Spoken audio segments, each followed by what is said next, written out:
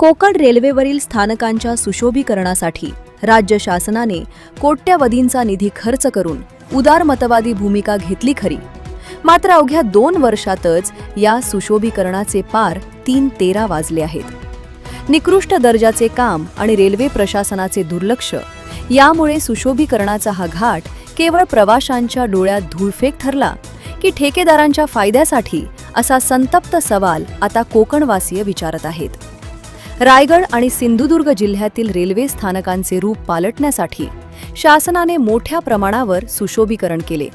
यामध्ये महाडजवळील वीरसह रोहा, माणगाव, इंदापूर आणि कोलाड या स्थानकांचा समावेश होता. या ठिकाणी भव्य लोखंडी स्ट्रक्चर, विद्युतीकरण आणि आधुनिक स्वच्छतागृहे उभारण्यात आली.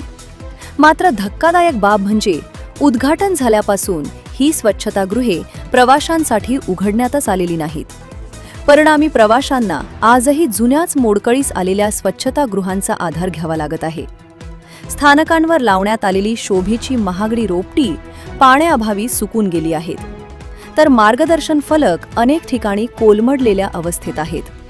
संपूर्ण परिसरात धुळीचे साम्राज्य पसरले असून स्वच्छतेचा पुरता बोजवारा उडाला आहे. देशभरात 100 वर्षांपूर्वीची रेल्वे स्थानके आजही दिमाखात उभी असताना अवघ्या 2 वर्षांपूर्वी झालेल्या कामांची ही अवस्था कामाच्या दर्जावर मोठे प्रश्नचिन्ह उपस्थित करत आहे. ऐतिहासिक महाड शहरात जाण्यासाठी वीर हे एकमेव रेल्वे स्थानक आहे. महामानव डॉक्टर बाबासाहेब आंबेडकरांची क्रांतीभूमी आणि छत्रपती शिवाजी महाराजांची राजधानी रायगड किल्ला जवळ असल्याने येथे दरवर्षी लाखो पर्यटक व अनुयायी येतात. गेल्या अनेक वर्षांपासून या स्थानकाचे नाव वीर महाड करण्याची मागणी होत आहे.